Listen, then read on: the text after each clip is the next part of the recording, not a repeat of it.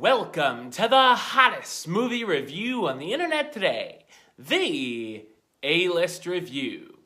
I am your host, the Game Changer, Wes Troop.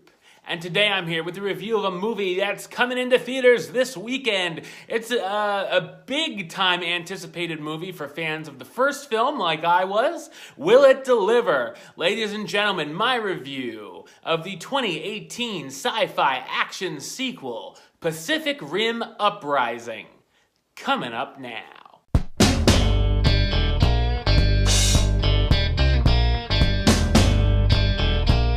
10 years after the Battle of the Breach, Jake Pentecost, a former Jaeger pilot and son of war hero Staker Pentecost, spends his days stealing and selling to the black market.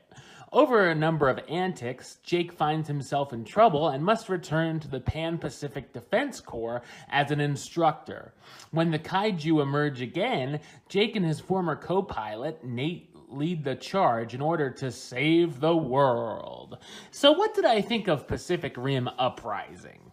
I thought it's a disappointing action sci-fi sequel.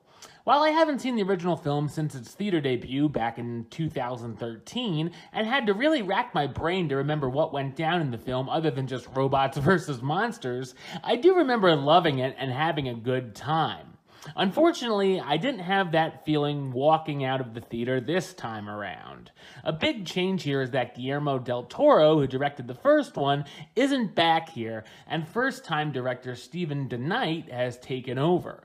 If you've come for just the Jaeger and kaiju battles only, there are some average action sequences between the Jaegers when one of them goes rogue, and the kaiju come into the fold into the film's last act. The last half hour is almost all brainless action, which really doesn't give us anything unique to make it stand out from the first film. While the movie tries to give us some more character work, it kind of overloads us, with it making the film feel overstuffed with too many storylines going on, only one of which I was truly invested in.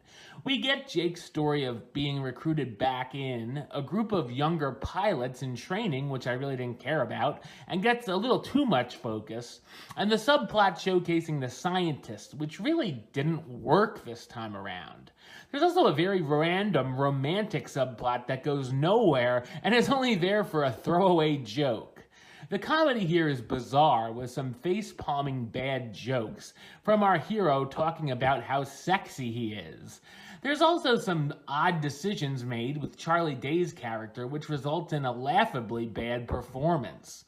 The cliche of the partners who are rivals and don't get along that we've seen a million times feels very overplayed here as well.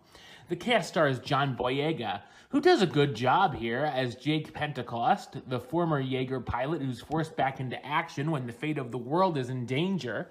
Scott Eastwood as Nate Lambert, Pentecost's former partner who's a generic by-the-books good-looking pilot. Kaylee Spaney as Amara Namani, a kid hacker and genius who built her own Jaeger out of spare parts, who's recruited by the PPCD. Rinko Kikuchi is back as Mako Mori, Jake's adopted sister and former pilot who's now a high-ranking military official. And Charlie Day as Dr. Newt Geisler, the scientist who's definitely in way over his head this go-round. If you're here strictly for the action, you might get your money's worth from Pacific Rim Uprising, but if you're looking for more like I was, you may walk out feeling underwhelmed. I'm gonna give it the rating of meh. You know, it's okay. Alright, well that's the show. I'll be back with another review very soon. But until then, don't forget to subscribe right here on YouTube. youtube.com/westside515. Like the show on Facebook, facebook.com/WesTrueBaylist. And of course, you can follow me on the Twitter and the Instagram @WesAList. Until next time, Troop out.